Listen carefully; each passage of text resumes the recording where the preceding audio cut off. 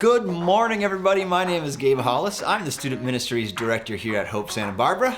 I'm Jordan Branch, our Team World Vision Captain at Hope Santa Barbara. We're gonna get started in about 10 minutes, but we got some fun planned until then. I'm excited, so let's get started. Okay, so today, and I haven't told Jordan this yet, but we're gonna be sampling random Japanese snacks and responding to them. This one has a picture of an octopus on it. At the top, it says words I can't read, but it also says Texas corn, which, as we know, one of the greatest parts of Texas is the octopi that roam the cornfields.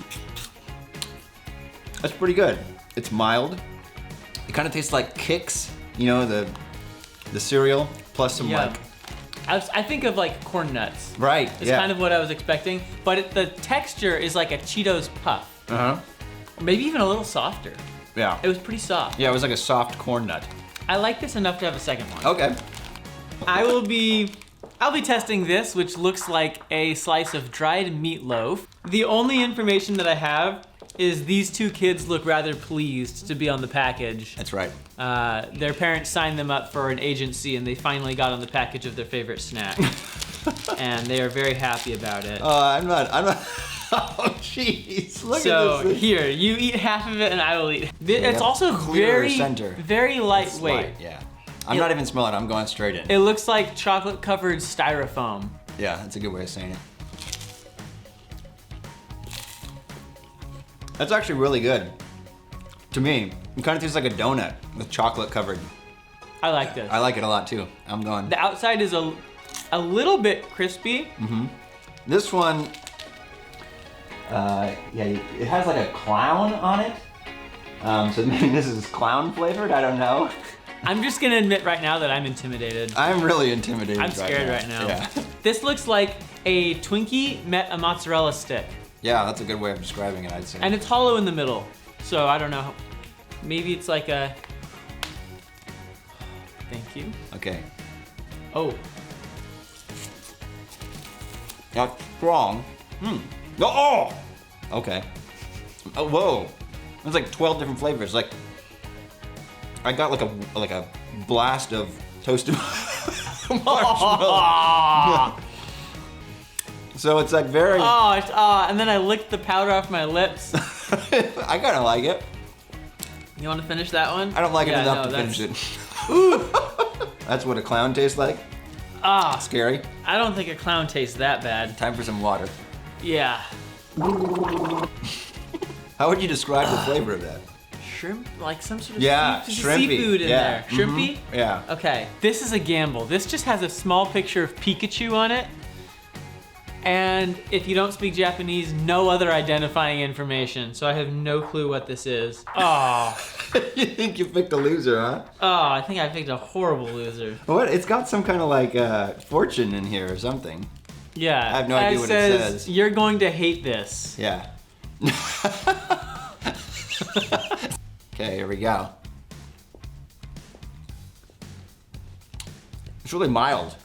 It's almost flavorless. Kind of like gum. Okay. And there is a slight sour apple flavor to it. I think you got it right. The flavor intensifies the longer you chew it, though. That's true. Unless that was the power of suggestion. No, it started because it has a little like powdery covering thing on it. You're right. Now it's getting stronger. But it's not a bad flavor. I like it. I thought it was going to be a lot worse than it is. I think it's gum. Yeah, I think so. And I think it is sour apple. Why does Pikachu represent sour apple bubble gum? I don't know, but... What's that have to do with anything? Oh. Uh-oh. Don't do that. Don't say uh-oh. Uh-oh. Okay, this is gonna be scary. I have a really bad feeling about this. Let's show you a picture. This has fish on it. Did they make confetti out of fish skin? Okay. I want more Texas corn. I 100% do not want to try this. It doesn't look that bad right now. It's fish. So far, not so bad. It's getting a little worse. Yeah. The flavor is slowly coating my mouth and I don't like it. It does taste a little bit like what I would imagine fish food tastes. I can't do it. You ever know? Oh, okay. Well, I just got strong there for a second. Oh, the back of the tongue is where those taste buds are. It's blending with the remnants of the sour apple gum, and it's not pleasant. Yeah. I've got another light, fluffy one. The red packaging reminds me of Ritz Bits, sort of. Yeah. Except not. Let's see. This cat has a spoon. Oh, this thing it's reading something that says menu on it. Right. And This there's a hippo with a whisk. What the heck kind of animal is this? Oh, maybe it's a dog. Is that a dog? You tell me. Ready? I'm scared. It's not bad. They really do like those puffy, wispy kind of things, huh? I'll eat another one, yeah. Tastes kind of like a little bit of sweet in there, kind of potato chippy. You know? There's like a little bit of sweet, but if you try to focus on it, it goes away. I have no need to eat another. You gonna eat all those? Yeah. You like them? That's a nice change. Okay, so this is cool. It says Fruits Donuts on it. So that doesn't sound like it could be bad. Looks kind of like a peach ring. This kid's left eye seems like he was hit with a rock. I think he's winking like, hey, Oh, okay. it's a fruit donut. Yeah. Okay. That's very visually appealing. Yeah. That is a very pretty candy. All right. What? Ah, okay, that worked out. Well, it broke pretty much in half. Okay. 1, 2, 3. Are you going to smell it first? Oh, this smells really good. Smells like a gummy worm. Oh, wow. It's like sherbet. Wow. That's pretty good. Kind of like a sour belt. You ever have those? Mm-hmm. Like a sherbet sour belt. Or maybe like a citrusy gummy worm. Yeah. I guess right. kind of like sherbet, yeah. This one looks gross, but I have a feeling it's good. This is called Tananashi Hoshiumi. I actually took a semester of Japanese, and I can tell you that word. Yeah. I don't know what it means. Great. This doesn't even look. This is looking worse. I'm telling you, man. Who would go by this? You did. That's who. Are you ready? Doesn't smell good. It's like salty. I don't know what. It's like making my mouth numb. Okay, yeah, that's not a favorite of mine. Oh. It was like, here, we took a dried apricot, but made it a little nastier and softer, and then over-salted it. Oh. Right? Oh, that girl was smiling because she knew she was gonna poison us. She's like, finally, get rid of this garbage. The tube of pink jelly. Look at this. What are you afraid this is gonna taste like? Look at this stuff. This definitely smells like grape soda. This is grape flavored. I think about. Cheers. I think about the grape otter pop, Alexander the Grape. Okay, so it's definitely grape. It's mild. Texture is not. Not what I was hoping for. I like the texture. Oh, you do? It's fun to play with. So this guy, we're guessing the Pop Rock, something like that. Yeah. This is gonna make my mouth go, ooh! That looks good. Well, some of it does. Oh, but look, those are crystals. I thought they were like chunks of fish. Wow, you're taking a large portion Well, there. it was all crystals and then a few chunks, so I have to. Alright, you ready? Our ratio of chunk to crystal is way different. Here we go, bottoms up. Sweet. Yeah, it's poppy. Oh, wow.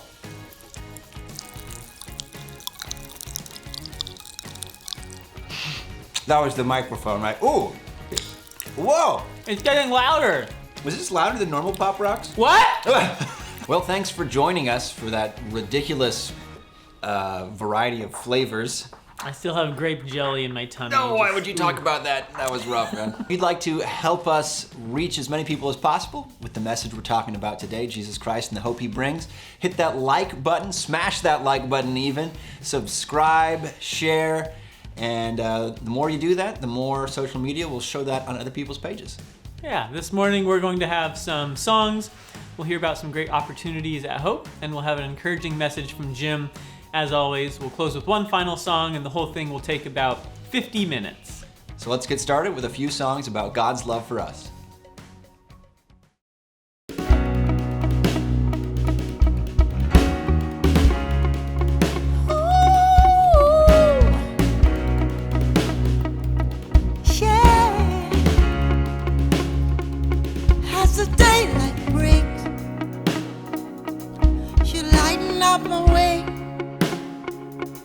My soul awakes to give you all the praise. Oh, I will trust in you. I will keep praising you through the night. I put my hope in you. You are the one who gives me life. You are the way, Jesus, you're the only way. Doesn't matter what they say to me, I believe in you. And so I'll praise Jesus, I will give you praise. Doesn't matter what may come at me, I believe in you.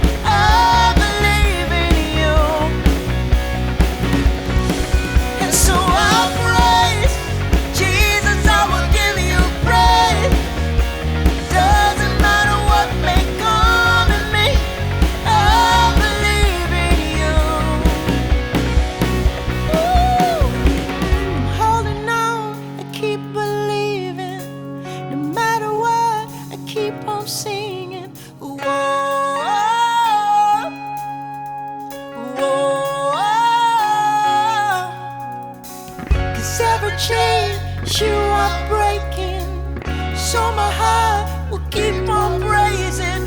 Whoa, whoa, whoa. I'm holding on, I keep believing. No matter what, I keep on singing. Whoa, whoa. 'Cause every chain you are breaking, so my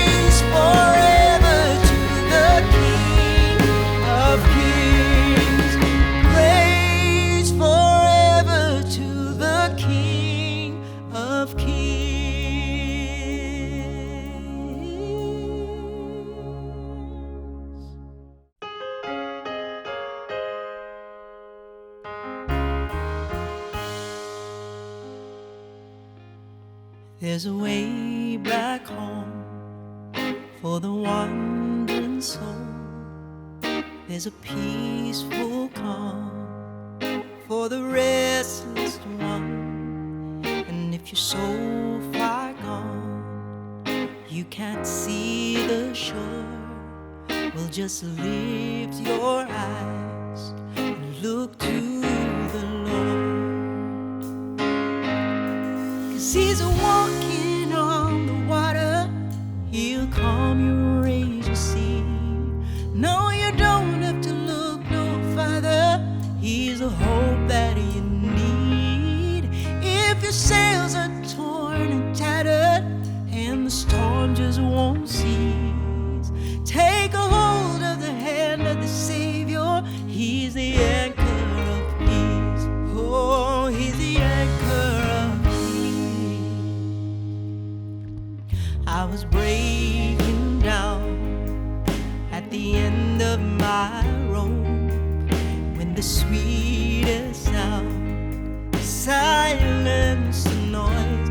Oh, He's a Prince of Peace. The waves know His voice. So just lift your eyes and look to the Lord. Oh, He's walking on the water, He'll calm your raging sea. No, you don't have to look no further, He's the hope that you need. If your sails are torn and tattered and the storm just won't cease, take a hold of the hand of the Savior, 'cause He's the anchor of peace. Oh, He's the anchor of peace. I was far from the peaceful shore, falling to the hopeless floor. Oh, the wreckage of the fallout, there was no way out. Then I saw the lighthouse. I was sinking when I felt your hand put my feet back on dry land. When I was so far down, you made a way out. Oh, I thank God for the lighthouse.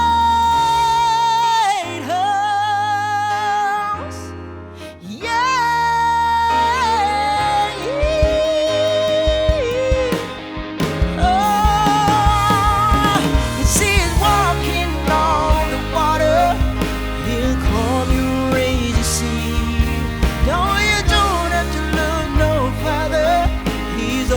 That you need. If your sails are torn and tattered and the storm just won't cease, take a hold of the hand of the Savior.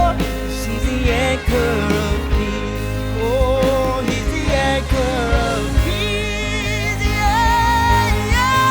He's walking on the water, He'll calm your raging sea. No, you don't have to look no further, He's the hope that you need. If your sails are torn and tattered and the storm just won't cease, take a hold of the hand of the Savior, 'cause He's the anchor of peace. Oh, He's the anchor of peace. Yeah, He's the anchor of peace.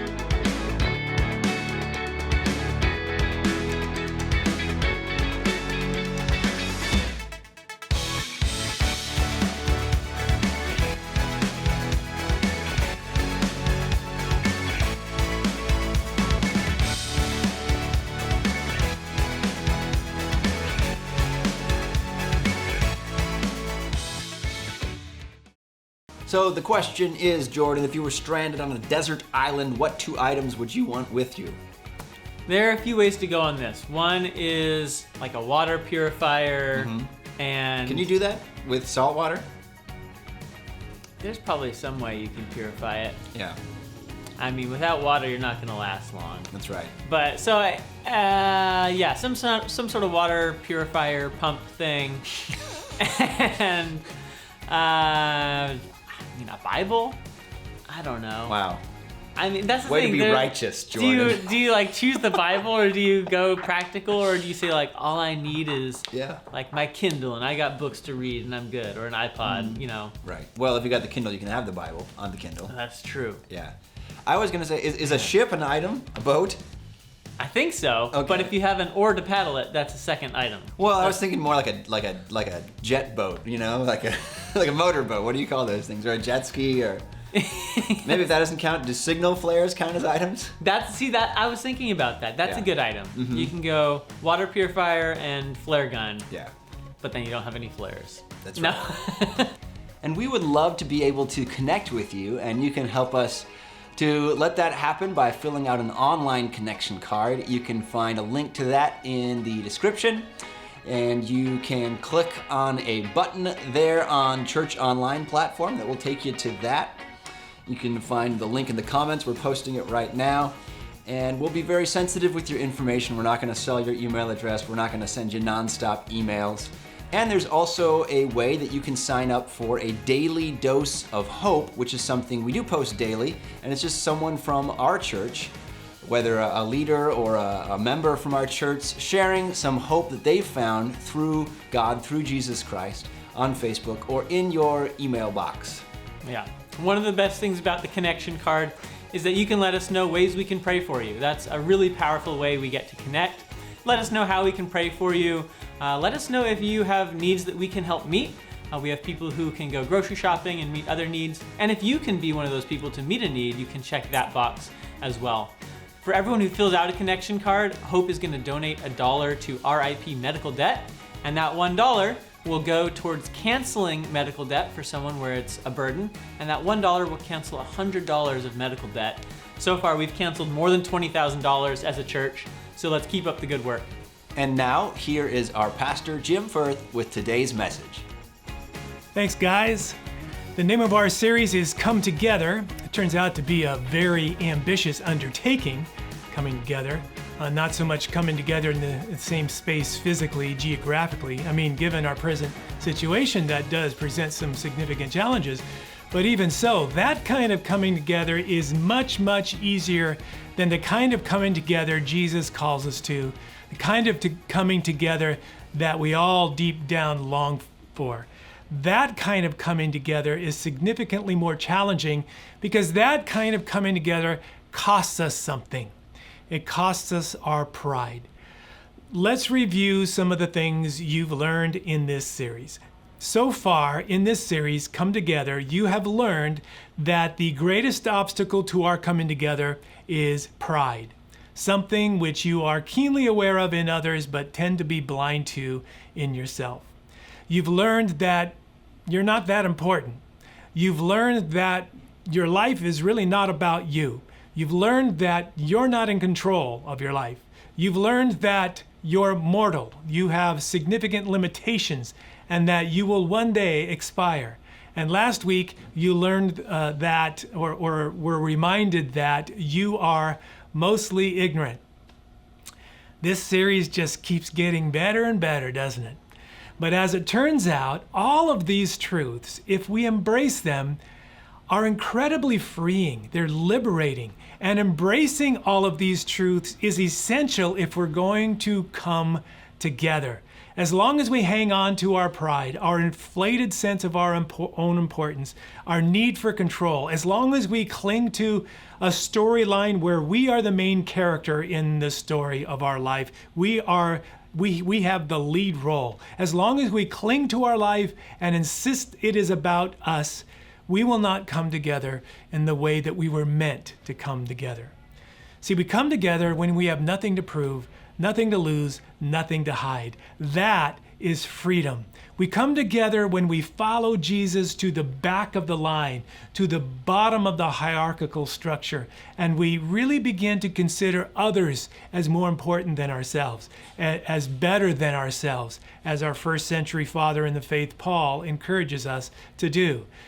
This is radical stuff, but it is the hope of the world, and it is what the kingdom of heaven is all about. Well, today I want to look at a portion of a letter the Apostle Paul wrote to some of his fellow Christians living in Rome in the first century. And it's helpful to remember that before Paul became a Christian, he was a Pharisee in every sense of the word, including the worst sense of the word. A self-righteous, hyper-religious, judgmental, finger-wagging, hypocritical Pharisee by his own admission. But Jesus got a hold of Paul in a profound way, and Paul became a man filled with great compassion and humility and grace, as is evidenced through the various letters that he wrote. This is the guy that wrote that famous love chapter, that's read at so many weddings even to this day. Yeah, this former Pharisaical, judgmental terrorist wrote that mushy-gushy, syrupy, sentimental Bible passage. In fact, let's read part of it. Paul writes, "Love is patient, and love is kind, does not envy, does not boast, and is not proud. It does not dishonor others. It is not self-seeking. It is not easily angered. It keeps no record of wrongs. Love does not delight in evil, but rejoices with the truth. It always protects, always trusts, always hopes, always perseveres. Love never fails." Paul, the Pharisee turned Jesus follower, wrote that. Paul, the guy who before he met Jesus used to have Christians arrested, beaten, and executed because he believed they were heretics who were not following the rules and were threatening to dilute the Jewish faith. And now he's writing stuff like that and being severely persecuted for it. Yeah, his former fellow Pharisees wind up turning on him big time, trying to destroy him and everything he stood for. Well, they failed, obviously.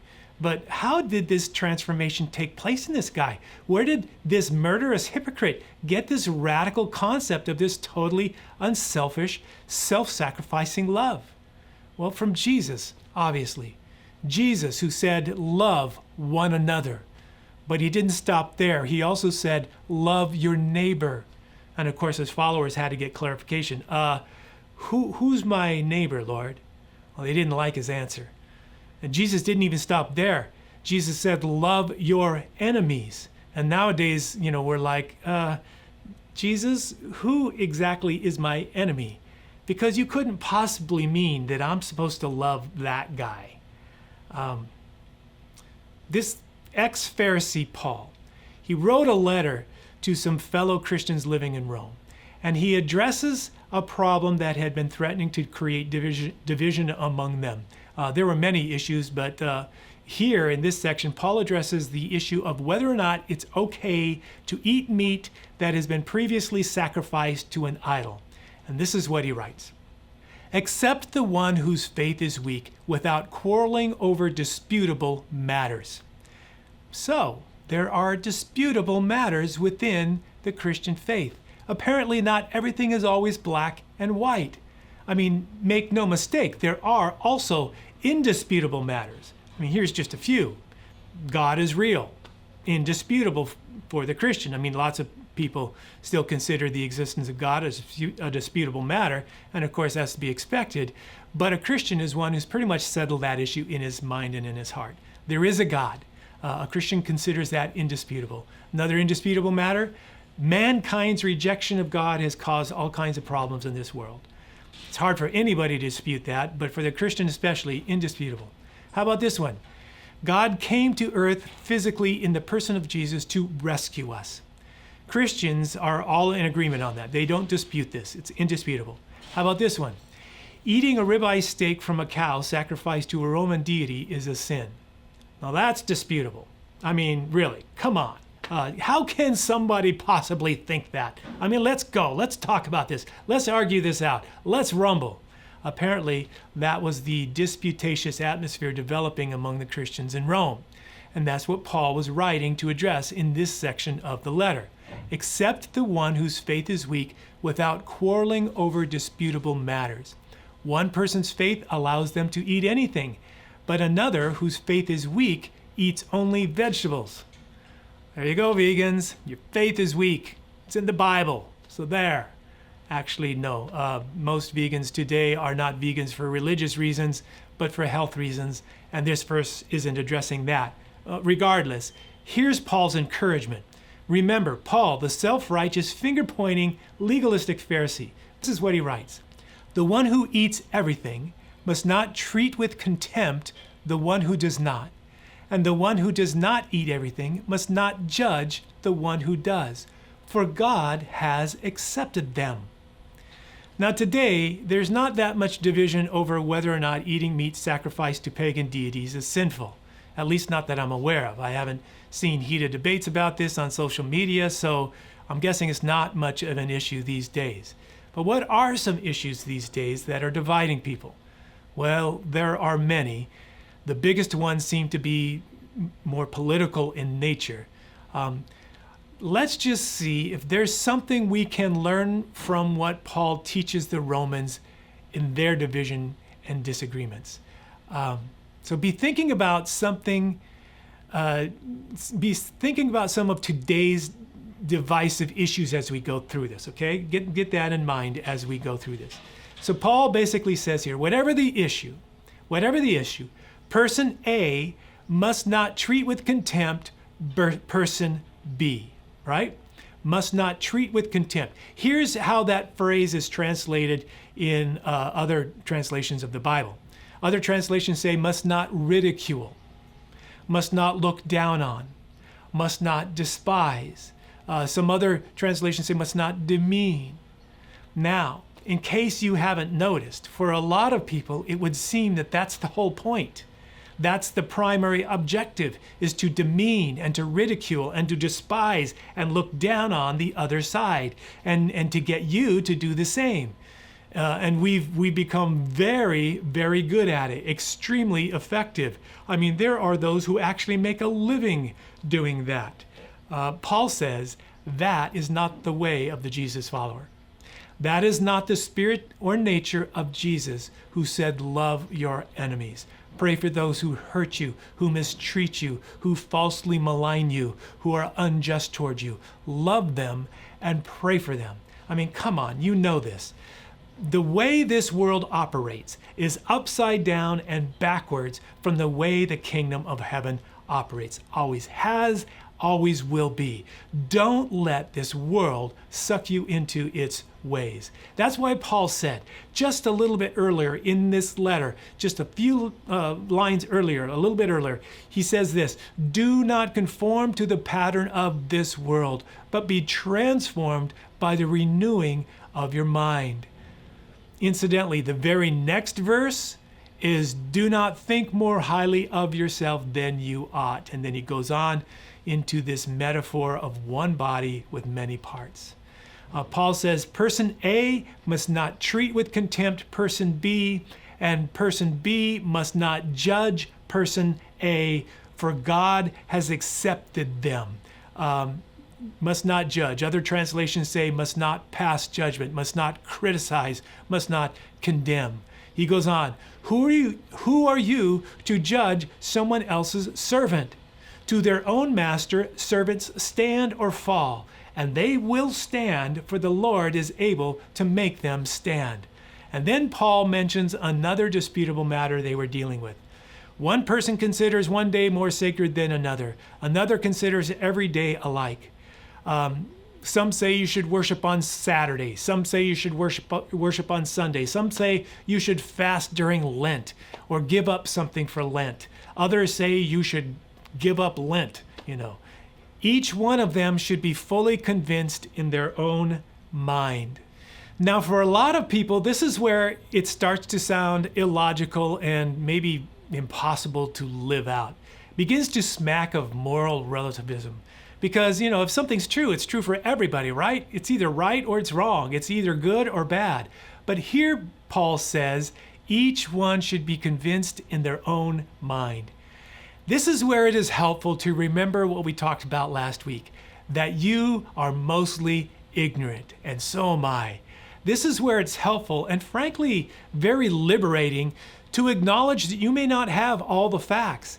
It really is very liberating simply to say sometimes, even out loud, I could be wrong, because there is always that possibility. Mark Twain once said, "What gets us into trouble is not what we don't know. It's what we know for sure that just ain't so." Again, it's just called humility. You can know facts, but if you don't know all the facts, you could draw false conclusions. People do this all the time, and they pay a huge price for it. It seems like many of our sources of information have become very skilled providing facts, but just not all the facts, regardless of what your media source is. If you have a lot of facts but don't have all the facts, you will likely draw wrong conclusions. I think it's wise just to always consider the possibility that for every fact you read or hear today, there's a yeah, but, right? It's called critical thinking. Your sources would love for nothing more than to make you believe that you're getting from them the truth, the whole truth, and nothing but the truth. They work very hard at trying to convince you of that. Most people, though, know better. And I think there is a growing number of people who are figuring that out. Paul goes on, "Whoever regards one day as special does so to the Lord. Whoever eats meat does so to the Lord, for they give thanks to God. And whoever abstains does so to the Lord and gives thanks to God. For none of us lives for ourselves alone, and none of us dies for ourselves alone." So Paul is making some huge assumptions here, and he does so as one who has been with Jesus and caught his spirit of grace. He says, whatever person A is doing, you, as a Jesus follower, assume they are doing it in an effort to be more like Jesus and to honor Jesus. And whatever person B is doing, you, as a Jesus follower, assume they are doing it in an effort to be like Jesus and to honor him. Both sides should be applauded and celebrated and honored, not ridiculed, not held in contempt. You say, yeah, but they don't know they're being sold a bill of goods. You know what? Paul seems to think that's not the priority. The most important thing is not to convince them they're being sold a bill of goods. The important thing is to look at their heart and say, way to go, brother, way to go, sister, because, Paul continues, because if we live for the Lord, and if we die for the Lord. So whether we live or die, we belong to the Lord. Are you catching this? Are you noticing? These brothers and sisters are learning and living out some essential truths, that they're not that important, that their lives are not about them, that they are destined to die a physical death one day. Paul says, right on, you guys are getting it. For this reason, Christ died and returned to life so that he might be the Lord of both the dead and the living. You then, why do you judge your brother or sister? Or why do you treat them with contempt? For we will all stand before God's judgment seat. Listen, when you stand before God, he's not going to ask you how many people you were able to convince to wear a mask or to not wear a mask or to vote Republican or to vote Democrat or whatever. He's going to look at how you loved others and valued them and served them and built them up. It is written, as surely as I live, says the Lord, every knee will bow before me, every tongue will acknowledge God. So then, each of us will give an account of ourselves to God. And just reminding you that you're not the lead character in your story. Jesus is. Every knee will one day bow before him, not you. Your life is not about you. Good news for you. Your life is about something and someone much greater than you. Therefore, let us stop passing judgment on one another Instead, make up your mind not to put a stumbling block or obstacle in the way of a brother or sister. And then, after all that, after he communicates the really important stuff, then he says this, "Now, I'm convinced, being fully persuaded in the Lord Jesus, that nothing is unclean in itself." It's kind of like, an aside. Paul says, okay, listen, just for the record, in my opinion, the way I see it, this whole meat offered to idols thing, it's a non-issue. There's nothing wrong with it, That's what he says. And I can hear some of those Christians in Rome going, then why don't you tell them that? Why don't you straighten them out? I mean, come on. Don't you know that one day your words are going to be part of the Bible, divinely inspired, infallible? You should go on record, set the record straight, straighten these people out. And he's like, you know what? They really don't need to be straightened out. They are loving Jesus with their life. Person A is loving Jesus with their life. Person B is loving Jesus with their life. And some of you are like, no, they're not. They're being selfish and they're caving into fear and they're buying into conspiracy theories and they don't care if people die and lose their jobs and can't support their families. Paul says, stop judging. Stop being a hypocrite. Stop tearing down your brother and sister, both of you. Just stop it. You know what? Listen, I'm not going to try to pretend this is a simple thing. It's not. It raises a lot of questions. It really does. But here's the deal. I think it's best to think of this not so much as a problem to solve, but rather as a tension to manage. And what Paul brilliantly and lovingly does here is give us the tools, the approach, the mentality to manage this tension. And the key here is simply love. Love and humility. He says, you know what? Be fully convinced in your own mind on these issues while extending grace and freedom and respect and honor to those who are convinced otherwise. Can you imagine what the world would be like? My tendency is to want to straighten them out, to teach them what they need to know. I want to give them insight and information because I believe if they had the right information and saw things correctly, the way I see them, they would be happier and freer. And plus they'd see that I was right and that I'm smarter than them. No, not necessarily. It's actually possible. It's possible my intention, my honest motive really is just to give them better understanding that may result in their living more free from guilt and legalism and ultimately making the world a better place. But you know what? That might be a good thing. That might be a good thing. But what Paul is teaching us here is that it may not be the best thing. See, Paul includes a very similar narrative in a letter he wrote to the Christians living in Corinth. And I quoted the first part of that verse last week. It's the verse where in the verse it says, Paul goes, "We know we all have knowledge." Listen, here's the problem. They're convinced they know something you don't know. You're convinced you know something they don't know. They're convinced they know something you don't know. Maybe they're convinced you're the ignorant one.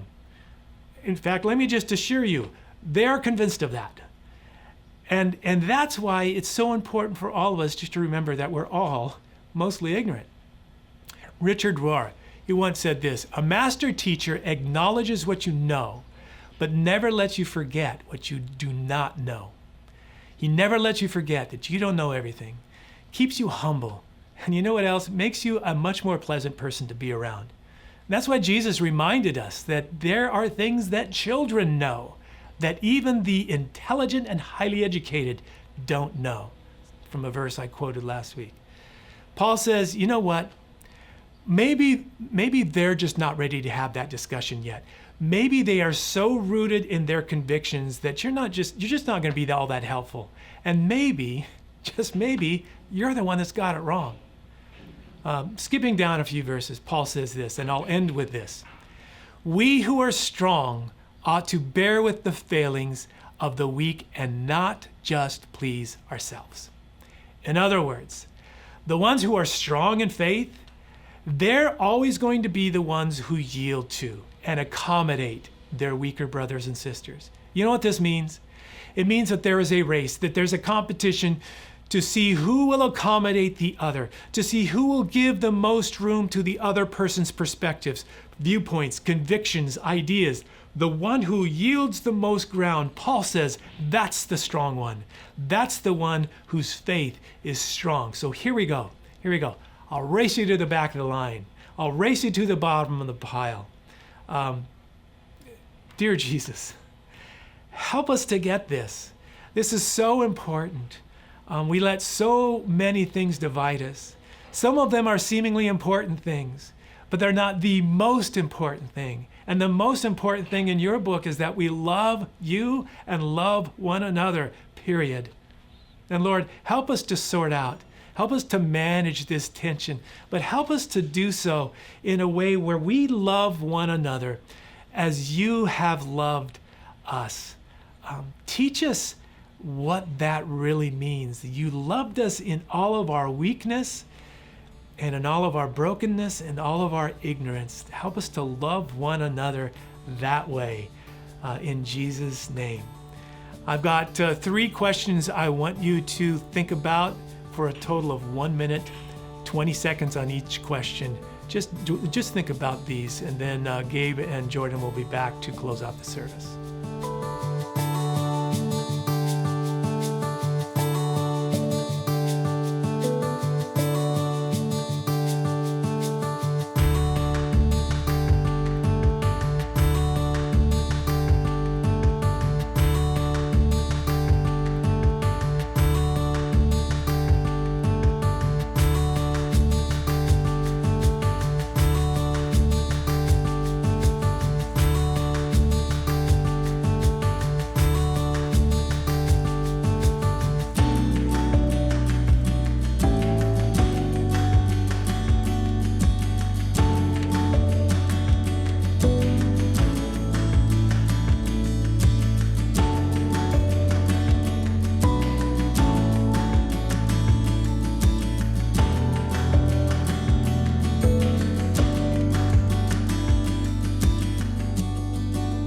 Well, thank you, Pastor Jim, for sharing that awesome message and leaving us with great questions for reflection as well. Yeah, it's awesome being able to think through the message that way.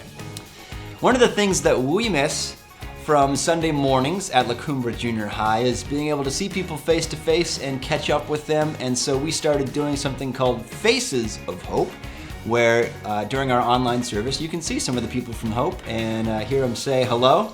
So we're gonna do that right now. Here we go to Faces of Hope. Hey everybody, this is Tyler Kelly, and I'd like to give a shout out to Tyler Firth and Faye Firth and Josh Vega. Hi everybody, this is Julia. I would like to give a shout out to Gabe because I've been thinking a lot about his rejection therapy videos. Also Melanie, because I know that she's helping all the students who totally need help right now during virtual school. And Kat, because she is one of the strongest, most independent women I know.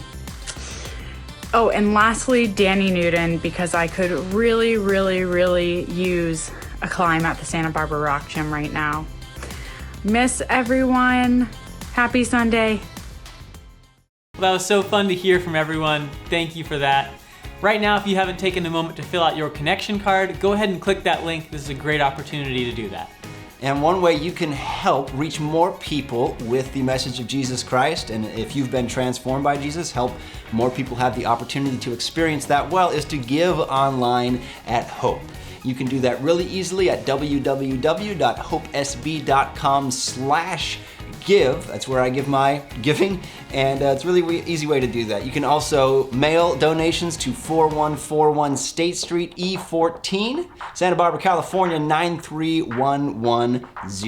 We're gonna sing one final song, and then you'll have an opportunity to connect with some other people from Hope via Zoom into Hope.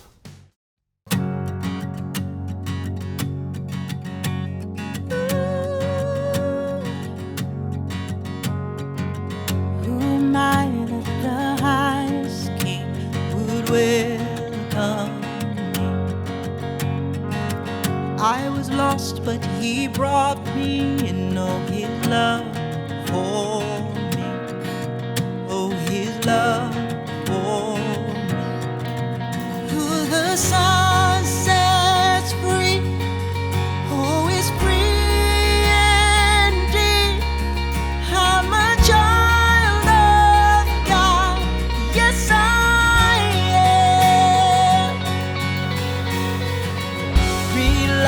He has ransomed me, His grace runs deep. While I was a slave to sin, Jesus died for me. Yes, He died for me. Who the Son sets free, oh, it's free.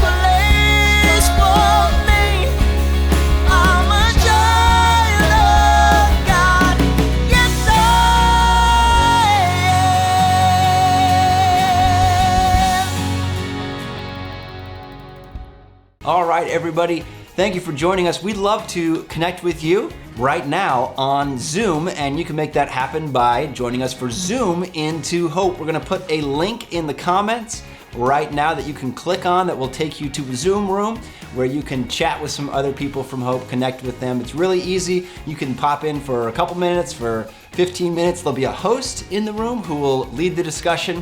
So it's really relaxed, really low key, and a whole lot of fun. Thank you for joining us, everybody. We'll see you all next week.